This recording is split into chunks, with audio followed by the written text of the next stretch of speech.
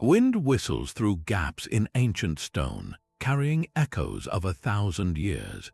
What if the Great Wall of China could whisper its secrets as you drift off to sleep? Tonight, we will explore its deepest historical mysteries and untold human stories, transforming this distant monument into a vivid presence for your thoughts. We will uncover why a wall visible from space is a myth and how a recipe of sticky rice holds it together. Was this colossal structure a triumphant shield or the world's longest tomb? What forgotten story would you most want the stones to tell? That iconic image of a single, unbroken line snaking across continents from orbit is perhaps the wall's most enduring fiction.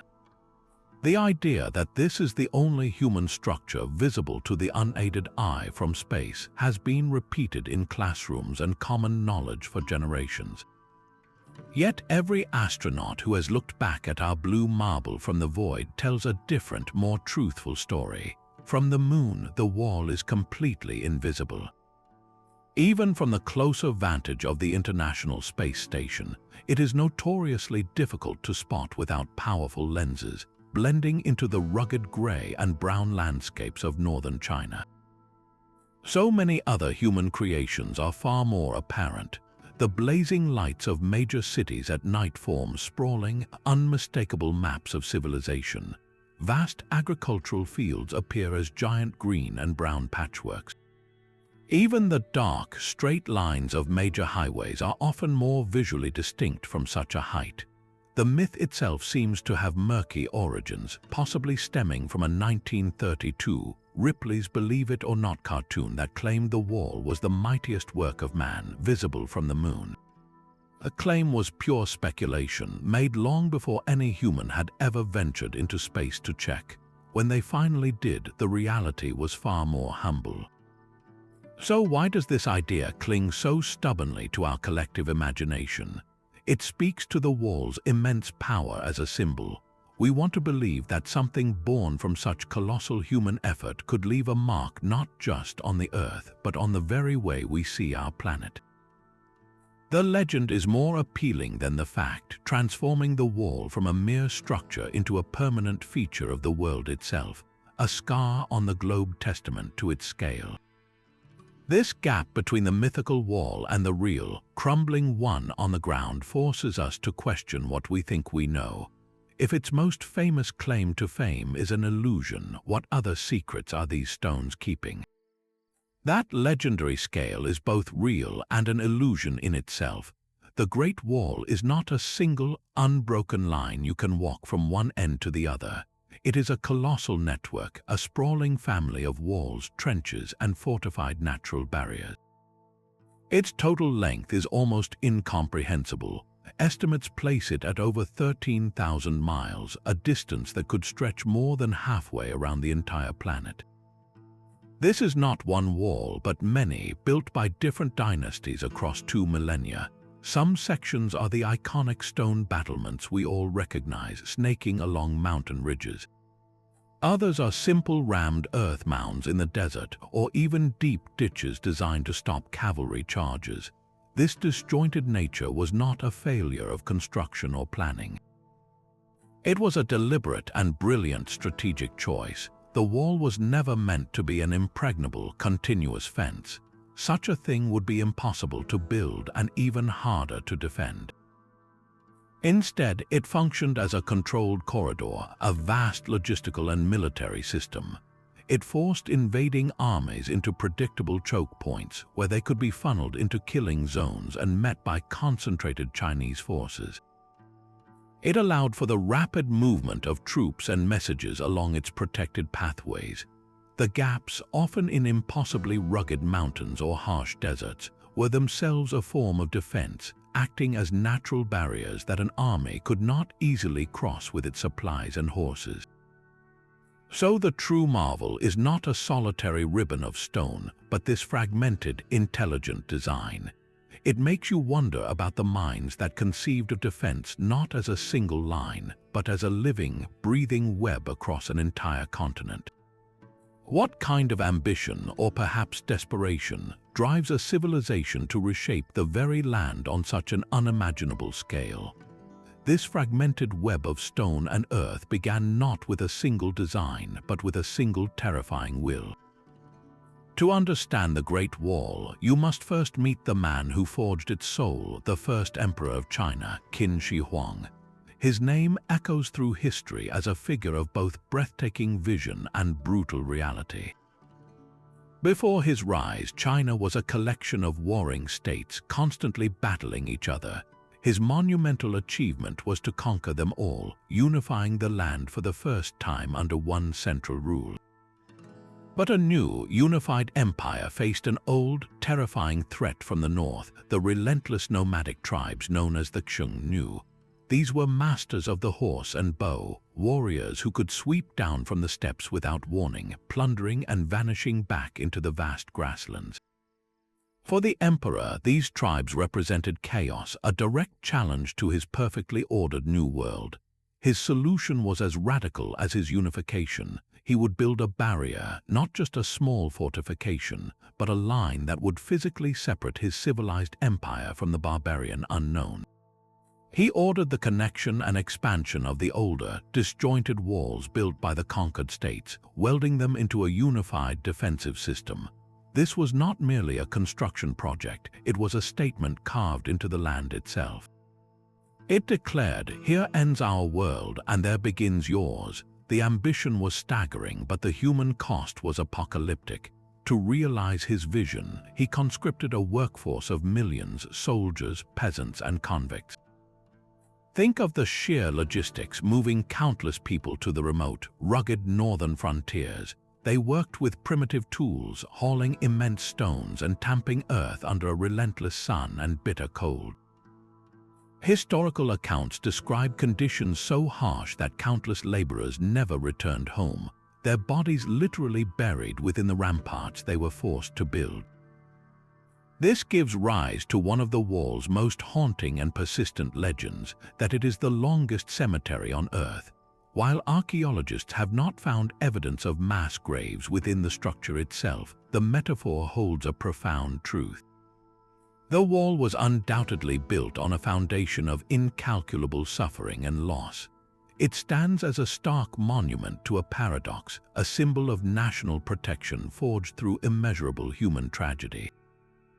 So when you picture those ancient stones, remember they are not just rock and mortar.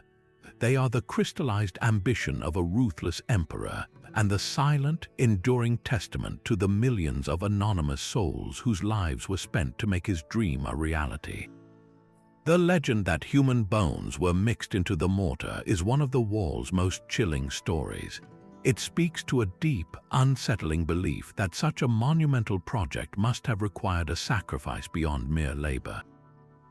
While the literal truth is likely less gruesome, the reality it represents is just as dark. Historical records, particularly from the Han Dynasty historian Sima Qian, describe the unimaginable suffering of the conscripted workforce.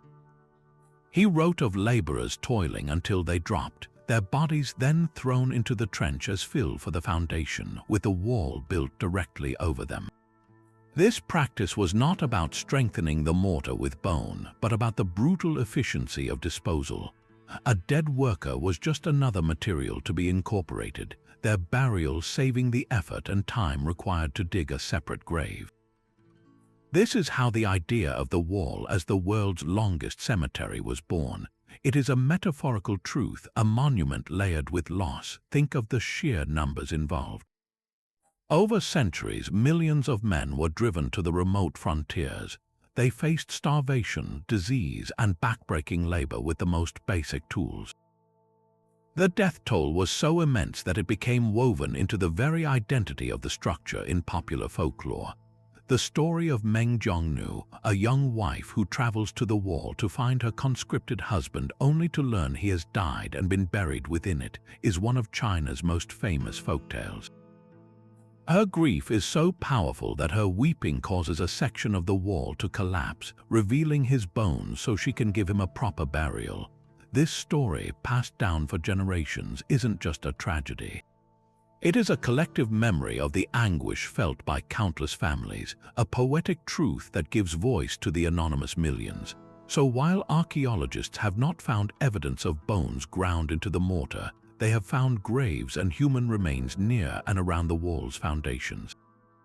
The legend persists because it captures a profound emotional reality. The Great Wall is not just stone and earth. It is a tapestry of silent stories, each stone potentially marking a life cut short, a final resting place for those who built their own tomb. What does it mean for a symbol of national strength to also be a memorial to such profound human suffering? The silent suffering embedded in the wall's early rammed earth was eventually covered over by a new vision of strength and permanence. Centuries after the Qin dynasty's brutal ambition, a new power rose with a different approach to defense. The Ming dynasty, which ruled China for nearly 300 years, looked upon the crumbling ruins of the old barriers and saw not a tomb but a blueprint for a grander future. They were the master architects, the ones who gave us the iconic image we know today, the sweeping stone battlements and majestic watchtowers that crown mountain ridges. Their project was not a simple repair. It was the most extensive rebuilding campaign in the wall's long history, a declaration of imperial might cast in stone and brick. While earlier walls were often made of tamped earth, which could erode over time, the Ming builders employed advanced techniques and materials. They produced vast quantities of kiln-fired bricks and cut stone blocks, creating a far more durable and imposing structure. The sheer logistics were staggering. Imagine thousands of workers and artisans hauling these heavy materials up impossibly steep terrain, fitting each piece together with a precision meant to last for ages. But the Ming Wall's true genius was not just in its stronger mortar, it was in its intelligent design as a living military system. They constructed it as a controlled highway for soldiers and information. At regular intervals, they built the iconic watchtowers, each one a self-contained fortress and a signal station. From these high perches, sentinels could monitor the northern horizons for signs of movement. If a threat was spotted, they did not send a lone rider. They used a sophisticated rapid alert system, using smoke signals by day and beacon fires by night. A single plume of smoke or one fiery glow might mean a small raiding party. Multiple signals lit in sequence could communicate the size and location of a large invading force, relaying a message across hundreds of miles in just a few hours. These towers were also garrison points, storing weapons, grain, and barracks for troops who could respond swiftly to any breach. This transformed the wall from a passive barrier into a reactive, intelligent membrane. It was a nervous system stretched across the spine of an empire, always watching, always feeling for the slightest tremor of danger. So when you envision the Great Wall today, you are largely seeing the Ming masterpiece, a testament not just to fear of invaders, but to a deep, sophisticated understanding of control, communication, and the art of lasting power. What must it have been like to be one of those soldiers standing in a lonely tower, watching the silent, empty steps, your entire world reduced to the wind and the waiting? That network of watchtowers was more than just a line of sight. It was a vast, living nervous system stretched across the empire's northern frontier.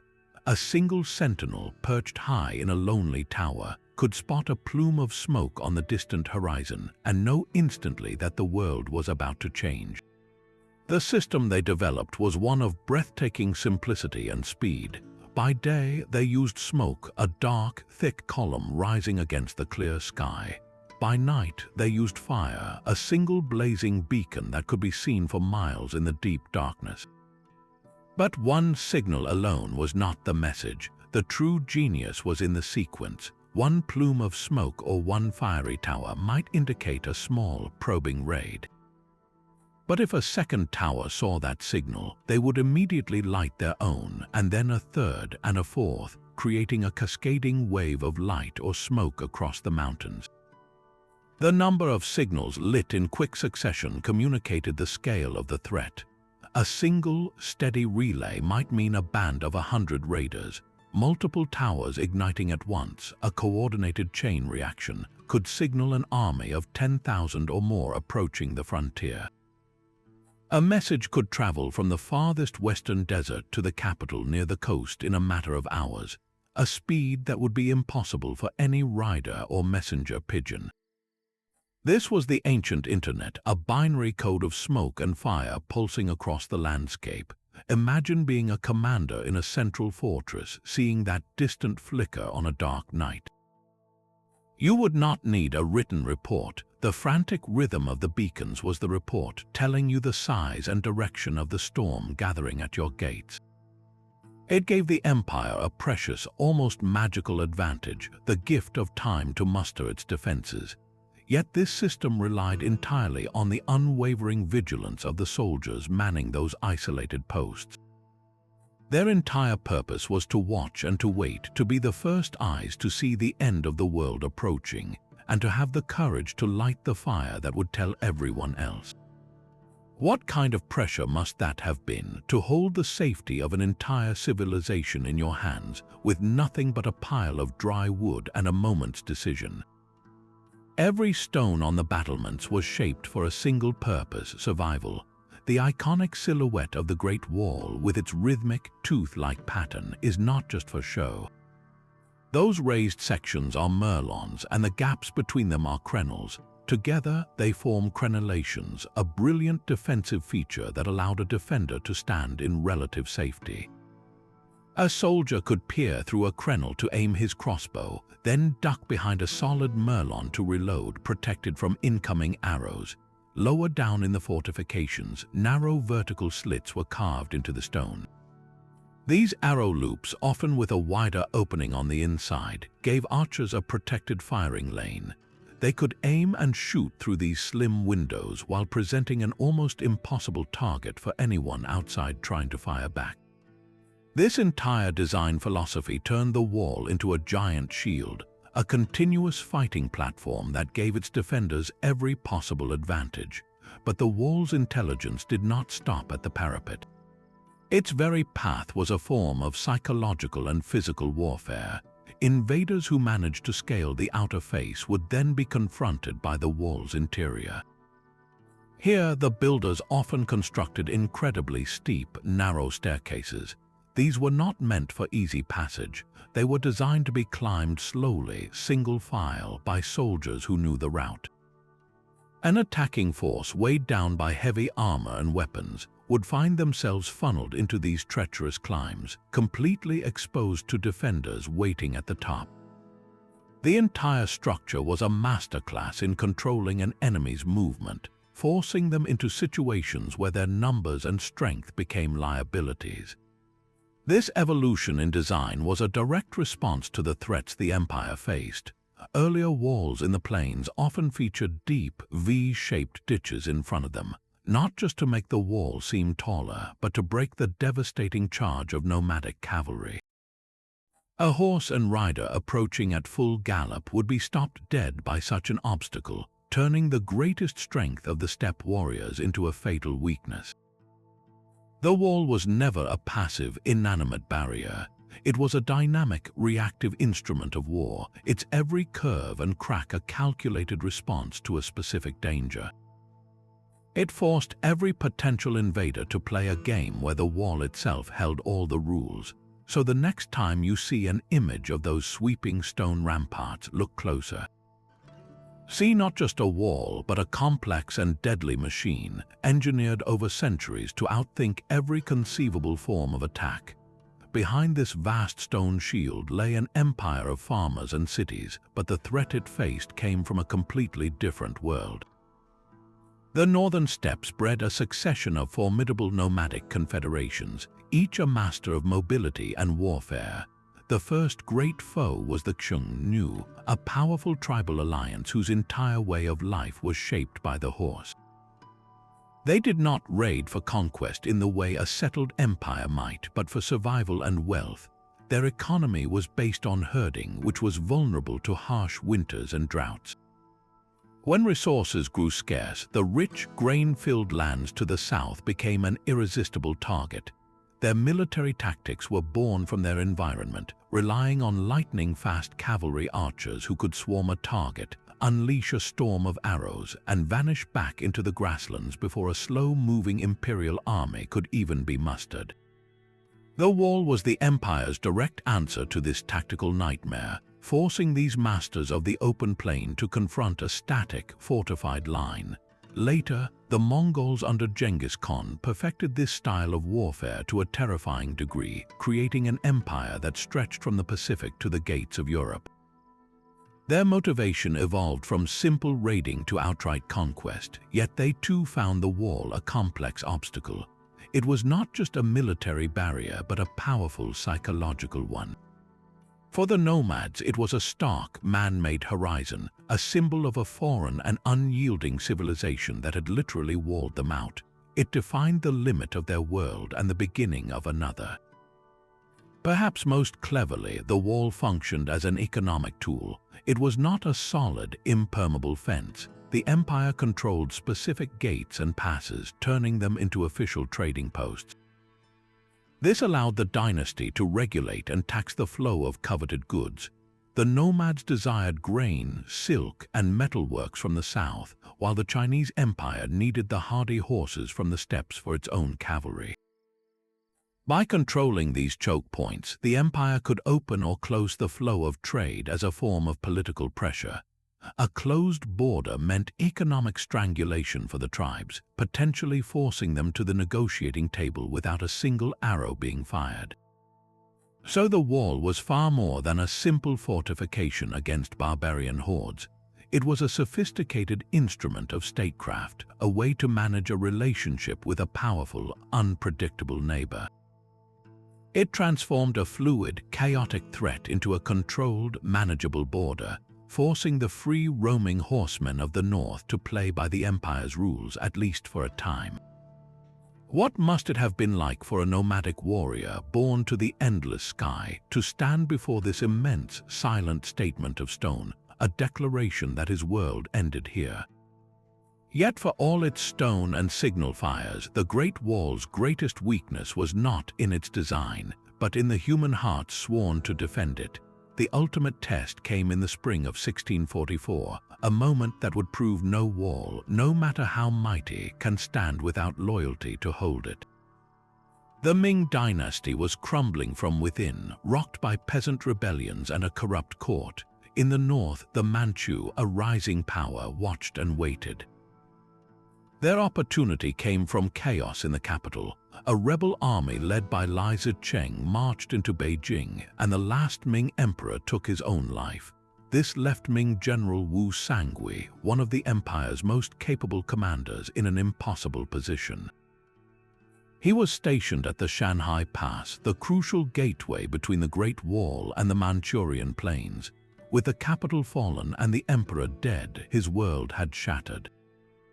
The rebel leader now held his family hostage, demanding his surrender.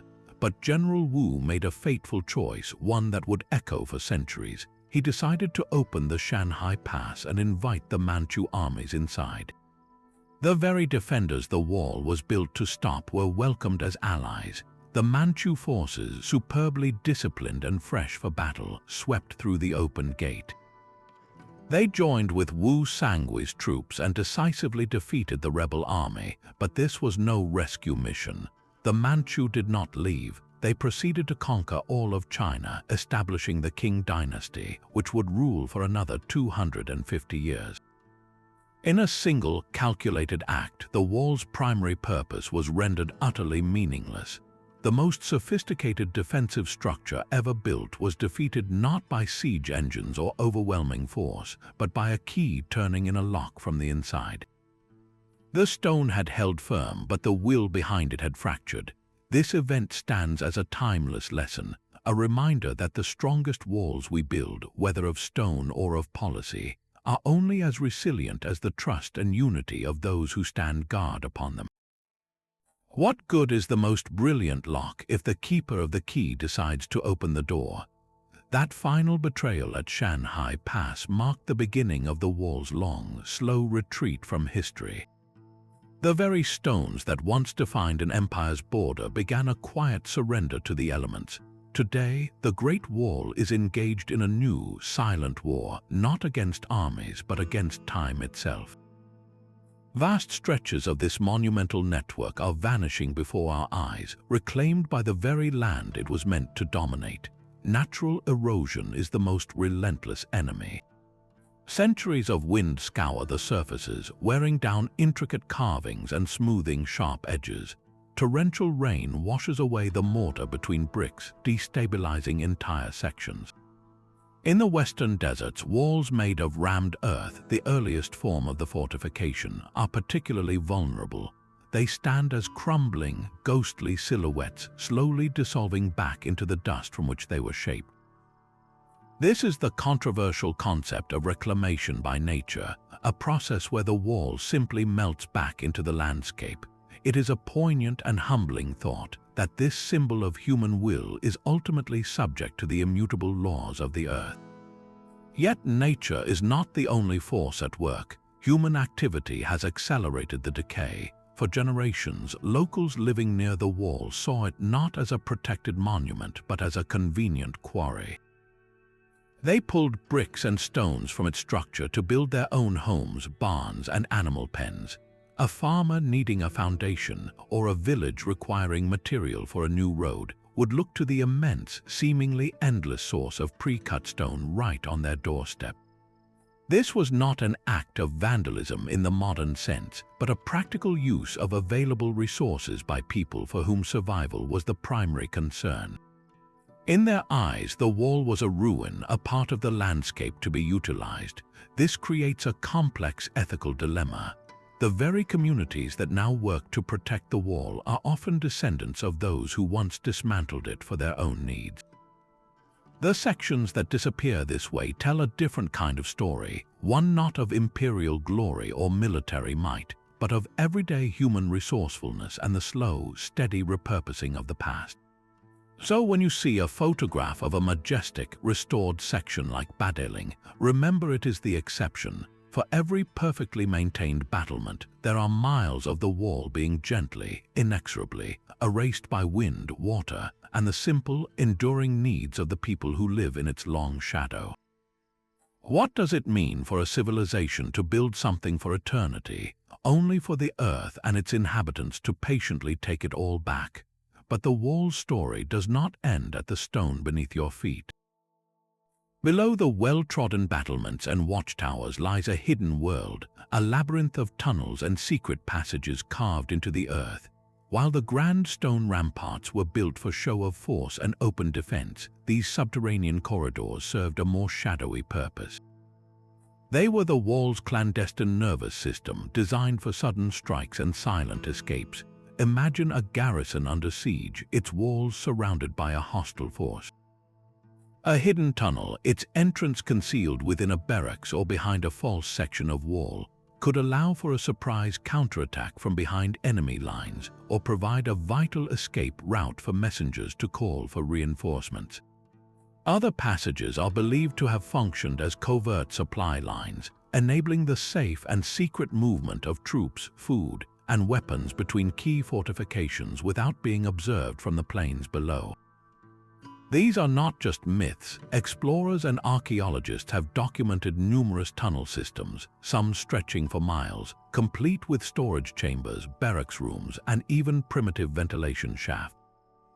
The very existence of this underground network transforms our understanding of the wall from a simple barrier into a multi-layered, three-dimensional fortress. It was a structure with a public face of immense stone and a private, hidden heart of earth and shadow. What other secrets might still be buried in the silent dark, waiting for a footstep to echo in the emptiness and bring their stories back to the surface? Even the strongest stone relies on the hidden strength of its binding. While the Ming dynasty's watchtowers and ramparts stand as a testament to architectural genius, their true resilience lies in the mortar that holds them together, a concoction so ingenious it seems to border on alchemy. The secret ingredient was not some rare mineral or mystical formula, but something found in every household: sticky rice. Ming engineers discovered that by boiling this ordinary glutinous rice to create a thick, sticky soup and mixing it with standard slaked lime, they produced a mortar with exceptional properties. This biocomposite material was far stronger and more water-resistant than traditional lime mortar. The organic soup from the rice acted as a binder, filling in the microscopic gaps within the inorganic lime, creating a dense, compact structure that could flex slightly without shattering, allowing the wall to withstand earthquakes and centuries of freeze-thaw cycles that would have crumbled weaker joints. This was ancient material science at its most brilliant, a sustainable innovation using local resources to solve a monumental problem. The proof is in the endurance of the Ming sections today. You can still see the mortar between the bricks, hard as rock, having outlasted empires. It is a humbling thought that the same simple carbohydrate that fed the laborers also gave the wall its incredible longevity, a perfect fusion of daily life and eternal ambition. What other everyday wonders from the ancient world are we still overlooking, hidden in plain sight between the stones of history? That same mortar, infused with the spirit of the common people, now binds the wall to the very soul of the nation. Its journey from a monument of fear to a symbol of pride is one of history's great transformations. For centuries in the Chinese cultural memory, the wall was a dark and complicated legacy. It was inextricably linked to the tyrannical first emperor, Qin Shi Huang, and the unimaginable suffering of the millions who died building it. In classic poetry and folklore, it was often a place of exile and sorrow, a grim reminder of a government's heavy hand. The beloved story of Meng Zhongnu weeping the wall down was not a tale of national pride, but a lament against imperial cruelty. For generations, the wall stood as a warning, a colossal ghost from a past many wished to forget. So how did this symbol of oppression become the ultimate emblem of Chinese perseverance and unity? The shift began in the 20th century as China sought to redefine itself on the world stage. The wall was reimagined. No longer was it a tomb built by a despot. It was recast as a testament to the collective strength and ingenuity of the Chinese people. The narrative changed from one of top-down tyranny to bottom-up endurance. The focus moved from the emperor who ordered it to the unnamed millions whose labor and sacrifice made it possible. Their collective spirit, it was said, was embedded in every stone. This was not just a wall, it became the embodiment of resilience, a physical representation of the nation's ability to withstand any invasion, any hardship, and endure through the ages. In the modern era, its political symbolism is powerfully deliberate. You see it on stamps and currency. Its image is invoked in political speeches to represent an unbreakable national spirit and the unshakable unity of the people. The most famous modern saying, "He who has not been to the Great Wall is not a true man," is not about tourism. It is a declaration of achieved strength and belonging. The government's extensive restoration efforts are not merely about preservation. They are a continuous act of reinforcing this national identity. To stand on the wall today is to participate in a carefully curated story of triumph, to connect with a past that has been purified of its pain and amplified in its glory. It makes you wonder, what does it say about a country that can take its most painful monument and reshape it into its proudest icon? The stones have not changed, but the story we tell about them has been completely rebuilt, brick by symbolic brick. Yet for all its looming presence in the East, the Great Wall remained a phantom in the Western mind for centuries. The most famous European to travel the Silk Road, Marco Polo, spent 17 years in the service of Kublai Khan and wrote extensively of the wonders he saw. Yet in his entire account there is not a single definitive mention of the Great Wall.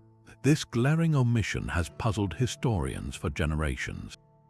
How could such a monumental structure escape his notice? The most likely explanation is also the simplest. By the time of Polo's travels in the 13th century, the Mongol Yuan dynasty ruled all of China. For the Mongols, who had conquered from both sides of it, the wall was a relic of a defeated enemy, a symbol of a defensive strategy they had rendered obsolete. It was no longer a manned, active border, but a crumbling line of forgotten forts.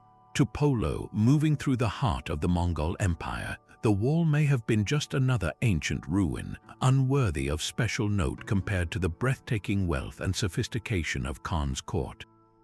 His silence effectively erased the wall from the Western map for hundreds of years. It was not a wonder because to him it was not wondrous at all. It was simply part of the landscape, a ghost from a previous age. The wall awaited a new kind of witness, one who would see it not for what it was, but for the legend it could become. That witness arrived in the late 16th century, long after the Ming had rebuilt the wall into its greatest form. A Portuguese Jesuit missionary named Bento de Gois, traveling from India, became one of the first Europeans to properly describe the massive, fortified barrier separating China from the outside world. His reports, along with those of other missionaries that followed, began to trickle back to a fascinated Europe. They spoke of a wall so immense it defied belief, a continuous rampart guarding an entire civilization. These accounts were not always perfectly accurate, often exaggerating its height and continuous nature, but they planted a powerful seed. The wall was no longer just a rumor, it was a reported fact, a marvel that captured the European imagination precisely because it fit a narrative of a vast, mysterious, and impossibly ancient empire. These early descriptions, shaped by wonder and a lack of first-hand access, began the process of transforming the real, complex wall into the singular, mythical icon we know today.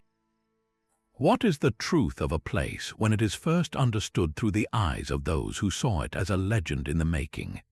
The legend of Meng Jiongnu is the wall's beating human heart, a story so powerful it cracked stone itself. In the tale, she is a young bride whose husband is torn from their home to labor on the emperor's endless project. Years pass with no word, so she journeys 1,000 miles to the northern frontier, a solitary figure against a vast and brutal landscape. When she finally arrives, she is met with a cold truth. Her husband is not waiting. He has perished, his body lost, buried somewhere within the very rampart she now stands before. Her grief is not quiet or polite, it is a storm. She collapses against the stones and weeps for days, her despair so profound and pure that the heavens themselves seem to shudder. Then the impossible happens. A long section of the wall, shaken by the force of her sorrow, crumbles and collapses, revealing a pile of bones beneath the rubble. Through her tears, she recognizes her husband's remains, finally giving him the proper burial he was denied. This is more than a simple ghost story. It is a profound act of personification, giving voice to the uncountable millions whose individual sufferings were erased by history. The wall did not just fall from her tears, it yielded to the one force stronger than any emperor's decree, genuine human anguish. The legend transforms the entire structure from an inert monument into a witness that can be moved, that can be made to confess its secrets. It tells us that the true strength of the wall is not in its stone, but in the emotional weight it is forced to carry. What other unspoken sorrows are still trapped within the mortar, waiting for a story to set them free?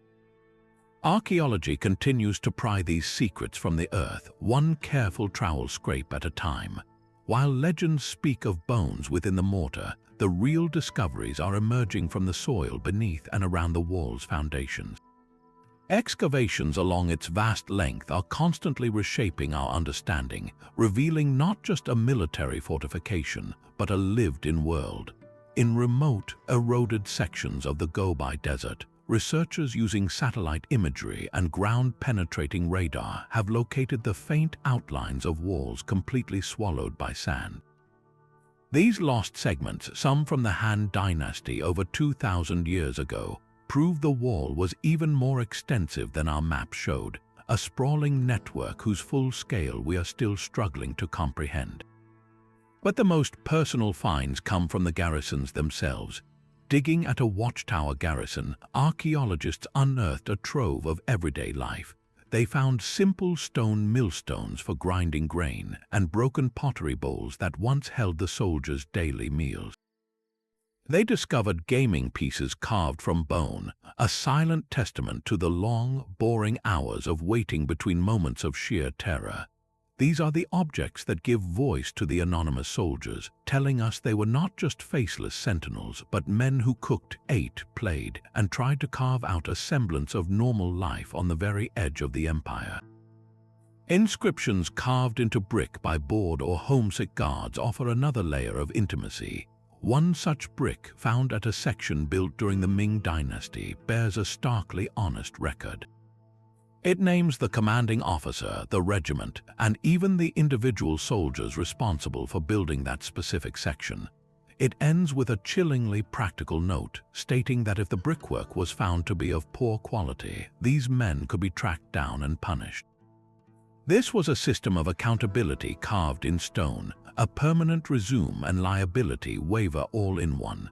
What does it feel like to hold a crossbow bolt head, its iron still sharp, that was lost in the dust of a drill 800 years ago?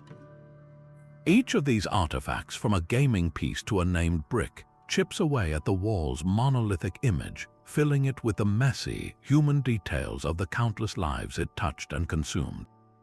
The greatest mystery being solved today is not about how the wall was built, but about the ordinary people who built it, defended it, and called it home. This stone border was far more than a military line. It was also a colossal economic gate. The Great Wall did not just keep people out, it carefully controlled what came in. Its strategic placement along the Silk Road transformed key mountain passes and desert gates into the ancient world's most formidable customs houses. At famous gates like the Jade Gate Pass in the west, every caravan laden with silk, spices, and jade was forced to stop. Imperial officials would inspect the goods, assess their value, and collect a tax before granting permission to proceed into the heart of the empire. This was not a simple toll. It was a sophisticated state revenue system built directly into the architecture of defense. The wall allowed the dynasty to monopolize and profit from the world's most lucrative trade route. Think of a caravan master from Samarkand, his camels weary from the desert crossing. He finally reaches the fabled gateway to China, only to be met not by soldiers with spears, but by scribes with ledgers and scales. His precious cargo was counted, weighed, and taxed, filling the imperial coffers before a single bolt of silk ever reached a Chinese market. This system also worked to prevent smuggling, a constant concern. By funneling all trade through these official checkpoints, the empire could crack down on untaxed goods and the unauthorized export of sensitive technologies like silkworms or advanced metallurgy. The wall's very existence created a stable, secure corridor that encouraged trade to flourish. Merchants knew that once they passed through the gate and entered the wall-protected zone, they were under the emperor's peace, safe from the bandits and warlords that plagued the open steppe. So the wall's true function was dual, a shield against northern arrows and a key that unlocked the wealth of the world. It was the guardian of globalization, its silent watchtowers ensuring that commerce, as much as cavalry, flowed according to the empire's design. What was the true price of a bolt of silk when it had to pass through the longest gatehouse ever built? The stones remember every footstep, from the heavy tread of a sentinel to the soft shuffle of a modern-day tourist. A soldier stationed here during the Ming Dynasty would have known a profound and lonely silence, broken only by the wind moaning through the crenellations. His world was a narrow strip of stone between the empire and the endless steppe, a vantage point where he could watch storms gather over the northern plains. The view was both magnificent and terrifying, a sea of grass that could birth an army at any moment. At night, the darkness was absolute, the sky a spray of cold, sharp stars unseen in the lit cities of the south. His only companions were the other men in his garrison, their voices and the smell of cooking millet the only fragments of home in that vast emptiness. Centuries later, a merchant leading a camel train along the Silk Road would have approached the wall with a different kind of awe. For him, the massive gates were not just defensive works but the doorway to fortune. He would have felt a mix of relief and anxiety as he neared a pass like Jiayu, relief that the dangerous, bandit-ridden journey was nearly over, and anxiety about the imperial tax collectors waiting to assess his goods. The sounds and smells would have been a cacophony of global trade, the grunting of camels, the shouting of carters in a dozen different languages, and the pungent scent of spices, leather, and unwashed humanity, all trapped within the stone corridor of the wall. Today, a hiker standing on the same stones feels a different, more personal scale. The first sensation is often the burn in their legs from the impossibly steep, uneven stairs.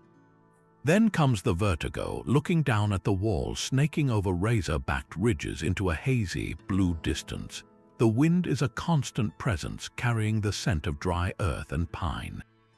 In the restored sections, the experience is one of shared wonder, the murmur of 100 different languages rising from the crowds. But venture to a wild, crumbling section, and the modern world falls away. The only sound is your own breathing and the crunch of gravel under your boots. You can run your hand over the same sun-warmed bricks a Ming soldier leaned against, and for a fleeting moment the centuries collapse. What would that soldier think of you, a traveler from a future he could never conceive, drawn to this lonely place not by duty or profit, but by the simple, powerful pull of his story? The daily reality for a soldier on the wall was a world away from the grand strategy of emperors. His life was measured in routine and relentless hardship. A typical day began before dawn with the change of the watch, a frigid climb up a narrow staircase to a windswept parapet. His primary duty was vigilance, scanning the empty northern horizon for hours on end, his eyes straining for any sign of movement, any distant plume of dust that could signal a raid. This was not a glorious battle, but a test of endurance against crushing boredom and the elements. Between watches, there was constant maintenance, the unending work of keeping the fortress from crumbling. Soldiers repaired brickwork, cleared debris from the ramparts, and hauled supplies like grain, water, and firewood up from the storerooms below. Every man was also a farmer, tending to small plots of vegetables and raising chickens or pigs within the garrison walls, a necessary supplement to their meager rations. The threat of attack was a low, constant hum of anxiety, a tension that could snap into sheer terror at the sight of a single beacon fire igniting in the distance. For these men, the wall was not a symbol, it was their entire world, a narrow strip of stone between the civilization they protected and a vast, unknown wilderness. Whole families often lived in these isolated outposts, creating fragile communities in the shadow of the fortifications. A soldier's wife and children would reside in cramped, Spartan quarters within the garrison compound. Life for them was a cycle of domestic labor and shared fear. Women managed the household, prepared simple meals of millet and dried meat, mended worn uniforms, and cared for the children who played on the very battlements their fathers guarded. These small communities were entirely self-sufficient and deeply interdependent. Everyone knew everyone else, their lives woven together by the shared experience of isolation. Births, marriages, and deaths all happened within the stone confines of the wall, far from their ancestral villages. The community provided the only solace against the loneliness and the ever-present danger. They celebrated festivals together, however modestly, and shared stories of home, keeping the memory of a softer life alive in a hard land. Yet this fragile society existed under a long shadow. A sudden alarm, the frantic lighting of the beacon fires, would send a wave of dread through the entire compound. Women and children would huddle in the deepest chambers, listening to the shouts of men and the distant, terrifying sound of battle, never knowing if this would be the day their world ended.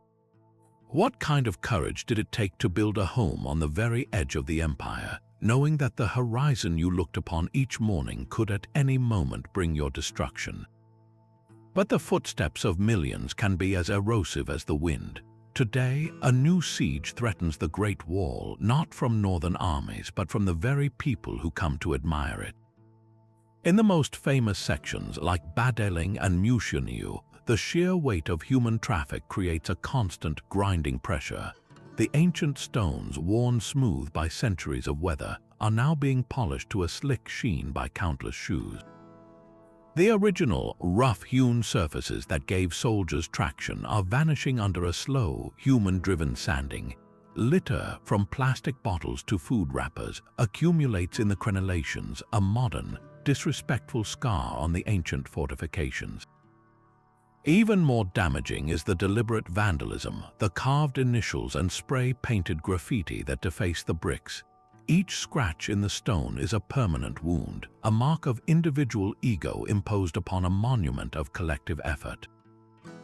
The very love the world holds for the wall is, in these crowded places, literally loving it to death. The dilemma for preservationists is profound. Do they restrict access to save the structure, or keep it open for all to experience, knowing that each visitor brings another small measure of decay? This pressure stands in stark contrast to the fate of the Wild Wall. Far from the tourist hubs, vast stretches of the Ming and Han dynasties' fortifications are left to the mercy of nature. These sections, often made of fragile rammed earth or unmortared stone, crumble silently into the landscape. A watchtower that once housed a garrison of soldiers might have a tree growing from its center, its roots slowly prying the bricks apart. A wall segment in the Gobi Desert melts back into the sand with every storm, its form becoming fainter each year.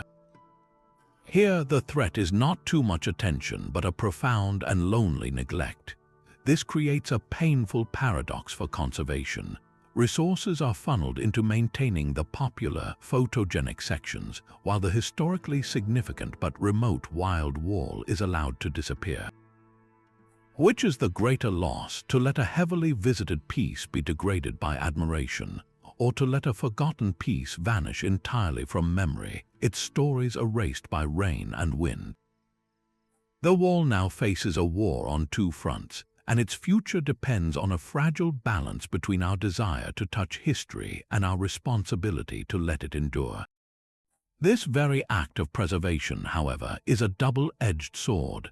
When a crew of workers replaces a collapsed section with new, perfectly cut bricks, are they saving the wall or erasing its history? The debate between restoration and conservation is a quiet war fought in conference rooms and on mountain ridges, with the soul of the monument at stake. On one side are the heavily rebuilt sections like Badeling, where millions of visitors walk each year. Here, the philosophy is one of restoration, of returning the structure to a state of imagined former glory. The walls are smooth and even, the battlements crisp and complete. It is a powerful, accessible experience, allowing anyone to walk safely and appreciate the wall's immense scale and engineering. This version is clean, photogenic, and symbolizes a nation's pride and capability. Yet, critics argue that in this process, something vital is lost. The replaced bricks have no connection to the Ming dynasty laborers who once placed them. The new mortar has never known the breath of a sentinel. In making the wall perfect, we risk turning a living artifact into a modern replica, a stage set that sanitizes the very age and struggle it is meant to represent. The true texture of time, the scars of centuries, are smoothed away. Contrast this with the philosophy of conservation, which guides the approach to the Wild Wall. In these untouched sections, the goal is not to rebuild, but to stabilize and protect. The aim is to slow the decay, not reverse it. A team might clear vegetation whose roots are threatening to topple a wall, or install a discreet support to prevent a watchtower from collapsing, but they will not add new bricks or repoint all the mortar. The value here is in the authenticity of decay. A crumbling parapet tells a story of abandonment and the relentless power of nature.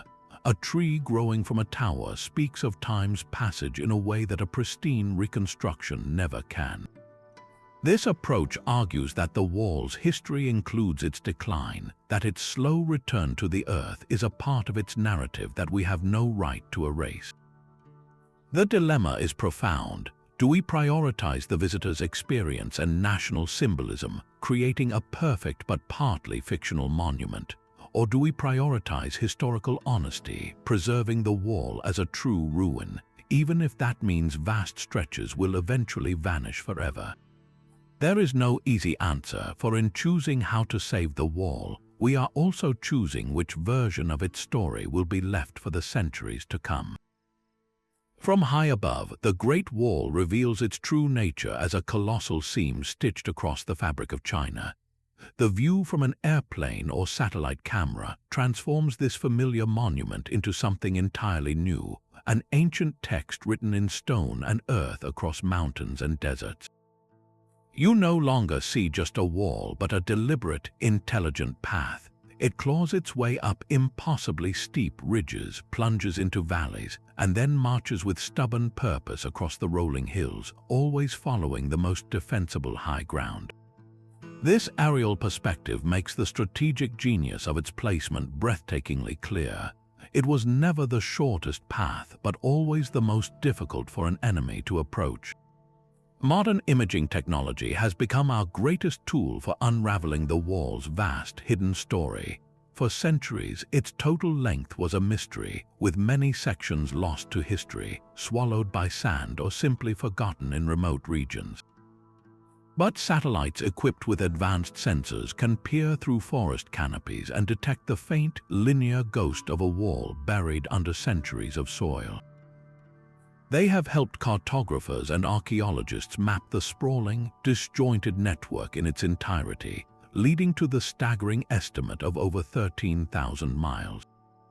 These eyes in the sky have revealed patterns invisible from the ground. They show how watchtowers were positioned within precise sight lines of one another, creating that continuous chain of communication. They uncover the ruins of vast garrison cities hidden in mountain passes, capable of housing thousands of soldiers, their outlines only fully comprehensible from the air. In the stark deserts of the West, where the Han Dynasty built walls of rammed earth, the satellite view is particularly haunting. From the ground, these sections might look like little more than crumbling, sun-baked mounds. But from orbit, their geometric precision emerges, tracing straight lines across the barren landscape like a faint charcoal sketch on a vast canvas of sand. This God's eye view does not diminish the wall's human scale, but instead contextualizes it. It shows the sheer audacity of the endeavor to impose such a deliberate, continent-spanning pattern onto a wild and unforgiving landscape. What other secrets might these silent, orbiting observers still uncover, hidden in plain sight from the heavens but lost to those of us standing on the ground? Close your eyes now and let the modern world fade away. You are standing on a section of the wall untouched by crowds, under a canopy of infinite stars. The stone beneath your feet is cool and solid, worn smooth by centuries of wind, but still holding the shape of the hands that placed it. A soft breeze moves through the empty crenellations, a gentle whisper that carries no warning, only the scent of dry mountain grass and distant rain. Above, the Milky Way stretches in a brilliant, dusty arc, so clear and close you feel you could reach up and trace its path with your fingertips. This is the wall at rest, its battlements silent, its watchtowers dark against the deep blue of the night. There are no footsteps here but your own, no sounds but the rustle of a nocturnal creature in the bushes below and the low, steady hum of the earth itself. Walk slowly along the rampart, your hand grazing the sun-warmed brick now radiating the day's last heat. Feel the immense age of this place not as a history lesson, but as a profound and quiet presence. The same moon that shines down on you once illuminated the faces of sentries standing this very watch, their breaths misting in the cold air, the same constellations they navigated by still wheel slowly overhead. Every worry, every weight you carry from your day is insignificant against the timeless patience of these stones. They have seen empires rise and fall, have weathered countless storms, and yet here they remain, steadfast and silent. Let your breathing fall into rhythm with the gentle wind, in and out, as smooth and steady as the passage of centuries. With each exhale, release a tension, a thought, a sound from the world you left behind. The wall holds it all for you, absorbing the noise into its vast, quiet memory. There is nothing you need to do here but exist, a momentary witness in the long, deep night. Listen to the silence between the whispers of the breeze. It is the sound of peace woven into the very mortar. Let that deep, abiding quiet settle within you, a heavy blanket of stars and stone as you drift into sleep. The Great Wall's journey stretches far beyond stone and strategy, from a fearsome barrier against armies to a universal symbol of human ambition. It stands as a profound duality, a shield that protected a civilization yet also a tomb for the nameless millions who built it. This is a monument of both triumphant engineering and immeasurable sorrow, where glory and grief are forever intertwined in the same bricks. Its true legacy is not found in any single battle it won or lost, but in the countless silent stories it holds. The soldier's watchful gaze, the merchant's hopeful trek, the weeping of a wife whose love could move stone. It reminds us that our greatest creations are often forged from our deepest fears and our most profound sacrifices. Now, as sleep draws near, let the immense weight of this history settle over you. Feel the vast, quiet presence of the wall, a timeless sentinel standing guard over dreams. Allow its deep, enduring silence to wash away the noise of the day, lulling you into a rest as ancient and peaceful as the stones themselves. And when you wake, we would be honored to hear which story whispered to you in the night. Share your own thoughts or dreams of the wall in the comments below.